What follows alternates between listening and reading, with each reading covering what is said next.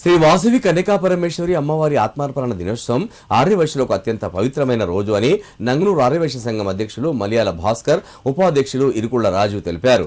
మాఘశుద్ధ విధియ రోజున శ్రీ వాసవి కన్యకా పరమేశ్వరి ఆత్మార్పణ చేసుకున్న రోజుగా జరుపుకోవడం జరుగుతుందని వారు పేర్కొన్నారు.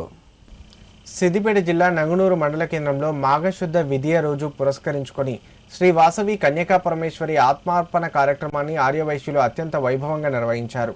ఈ సందర్భంగా ఏర్పాటు చేసిన కార్యక్రమంలో నంగనూరు గ్రామ ఆర్యవైశ్య సంఘం అధ్యక్షులు మలయాళ భాస్కర్, ఉపాధ్యక్షులు ఇరుకుళ్ల రాజు మీడియాతో మాట్లాడారు. వేంగి దేశ చక్రవర్తి అయిన విష్ణువర్ధనుడు అమ్మవారి సౌందర్యానికి ముగ్ధుడై ఆమెను వివాహం చేసుకోవాలని ఆశిస్తాడని, కానీ వాసవి మాత అందుకు నిరాకరించడంతో రాజు బలవంతంగా ఆమెను తీసుకెళ్లేందుకు ప్రయత్నించినట్లు తెలిపారు. ఈ పరిస్థితుల్లో కుల గౌరవాన్ని కాపాడడానికి అహింసా మార్గాన్ని చాటడానికి వాసవి మాత అగ్ని ప్రవేశం చేయాలని నిర్ణయించుకుంటుందని అన్నారు. ఆ సమయంలో అమ్మవారితో పాటు 102 గోత్రాలకు చెందిన దంపతులు కూడా అగ్నిగుండంలోకి దూకి ఆత్మార్పణ చేసుకోవడం జరిగిందని వారు తెలిపారు. ఈ త్యాగానికి గుర్తుగానే నేటికి ఆ 102 గోత్రాల వారు అమ్మవారిని ఆరాధించుకోవడం ఆనవాయితీగా వస్తుందని తెలిపారు.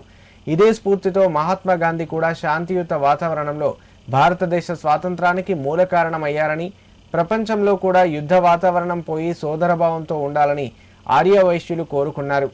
కార్యక్రమంలో పలువురు ఆర్యవైశ్య సంఘం నాయకులు పాల్గొన్నారు. ఈ రోజు వాసవి మాత ఆత్మార్పణ దినోత్సవం పురస్కరించుకొని మేము నంగనూరు గ్రామంలో మా వైశ్య సంఘంలో మీటింగ్ ఏర్పాటు చేయడం జరిగింది.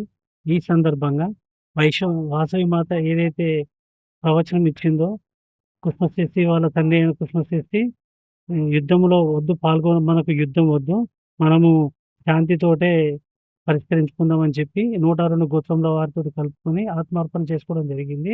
అదే శాంతి మంత్రంతో మన భారతదేశానికి స్వాతంత్రం సంపాదించుకున్నాం. అదే శాంతి ప్రపంచంలో నెలకొల్పాలని చెప్పి ఈ సందర్భంగా మేము వైశ్యులందరము ప్రపంచాన్ని కోరుకుంటున్నాము.